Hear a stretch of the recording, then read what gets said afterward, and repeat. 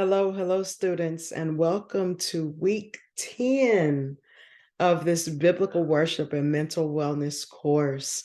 My name is LaShawna Wills, and it has been an honor and a privilege to be your instructor and facilitate this journey of worship application that we have been on.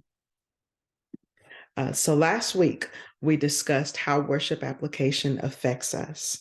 A few things that we discussed and highlighted were how the worship application has helped us to be mindful of our words and our thoughts. It has also helped us in taming our tongues. It's helped with better regulation of our emotions and even processing our feelings. All of these things fall under the umbrella of better managing our relationships, not just with ourselves and with others, but it has also helped in facilitating and growing our relationship with God. Last week, our scripture focus was Philippians chapter 4 and verse 8, and it further expounded on this worship application journey that we've been on.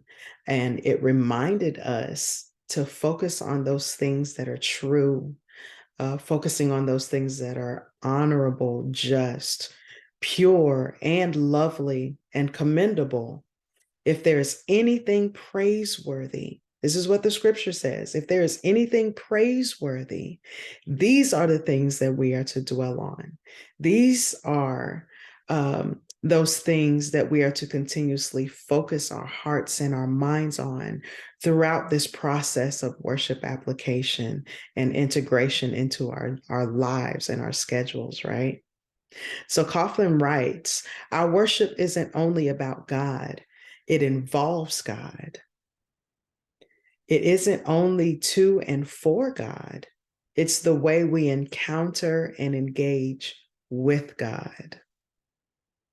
So that leads us into this week, where we're going to be discussing the benefits of worshiping God. So the first thing that we need to understand is that it's not about how talented or how gifted we are. It's not about our abilities or our capabilities. It's all about God getting the glory out of everything that we say and that we do. All right. So we're going to dig further into the characteristics of David's worship. And the three that we're going to focus on this week are David's worship obediently, him worshiping joyfully, and righteously. So as we move into discussing these characteristics of David and talking about the benefits of worshiping God, there's a question I would like you all to focus on to think about all throughout this week. And that is, how has applying worship into your daily and weekly life affected your relationship with God? It is important that it does, that our integration and application of worship helps and assists in the betterment of our relationship with ourselves and with other people. But it's also integral that it increases and enhances our relationship with God.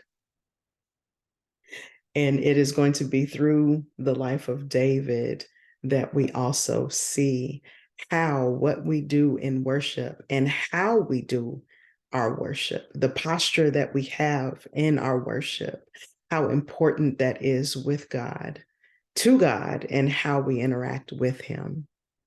So Cornwall writes, David was the first to admit that neither his integrity nor his righteousness was the result of personal activity.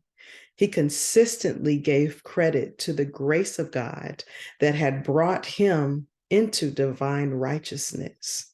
Just as David got that revelation and understanding that it's only by the grace of God that he is able to be, that he is able to do, we also are going to get to that revelation as well as we continue to read further into the details of his worship. So our assignments for this week, we will continue to have our regular discussion and reflection. And our discussion and reflection this week, I want you all to start to think about, as you refer to the characteristics of David's worship as described by Cornwall, which one can you most identify with? And which one would you like to identify more with? So I want you to think about these as we're reading through the 3 today and also reflecting on the previous ones that we've already discussed and gone over. Look back over your notes and go over these characteristics and really think about the question, which one you can identify the most with and which one you would like to identify more with. Now, on the flip side, you also do have your journal entries this week. And this one is, as you refer to the characteristics of David's worship as described by Cornwall, discuss one characteristic you identify the least with. And if you desire or feel you need to increase its characteristic in your life, and also specify why or why not. Now, there are no wrong answers in this.